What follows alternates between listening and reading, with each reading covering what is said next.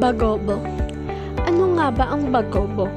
Ang mga bagobo ay itinuturing na pinakamakulay na mga tao sa Pilipinas.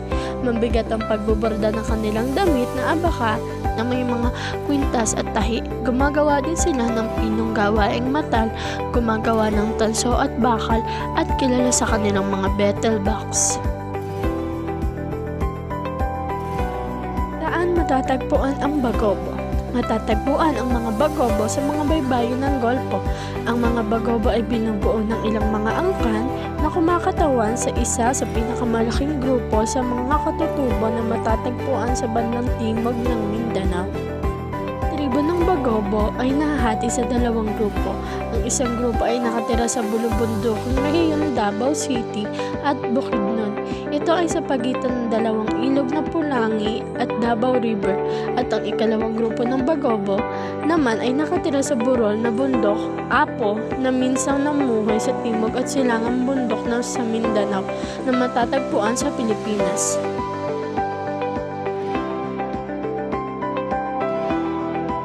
Kultura ng bagobo. Ang mga bagobo ay kilala sa kanilang maliit na mga bless na nakasabit sa kanilang kasuotan. Naniniwala sila sa mga makapangyarihang nilalang na nakatira sa kalangitan at sa mga Diyos at Diyosa o mga diwata na may kapangyarihang magbigay ng kaparusahan at kamatayan sa mga taong nagkasala.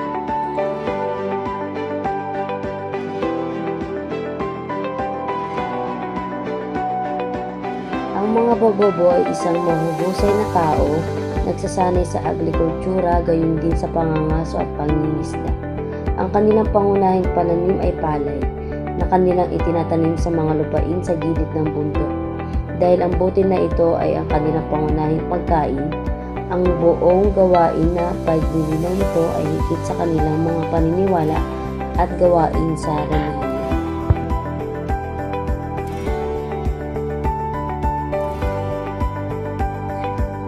Ang wika ng bagobo ay tumutukoy sa alinman sa mga sumusunod na wikang Austronesian na sumasalita sa Mindanao, wikang Giangan na tumutukoy din bilang bagobo, at ang wikang Tagabawa ay tinatawag din bagobo.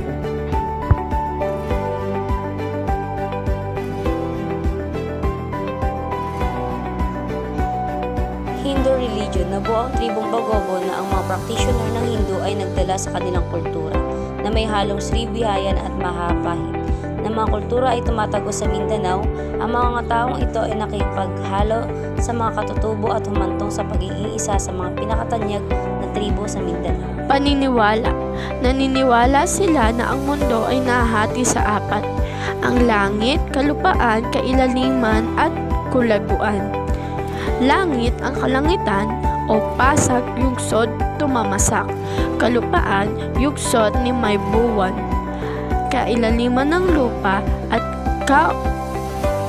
kulaguan, ang paraiso kung saan nakikipaglaban ang mga bayani. Ang mga bagobo ay nananampalataya sa mga Diyos at Diyosa.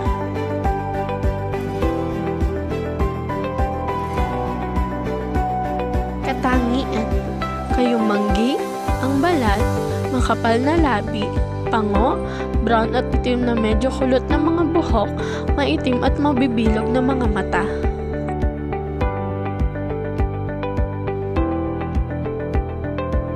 Hanap buhay.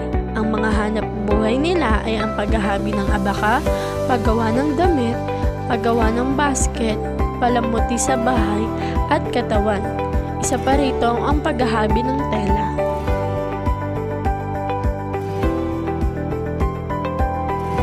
Kita sa larawang ito ang mga kasuotan ng mga bagobo.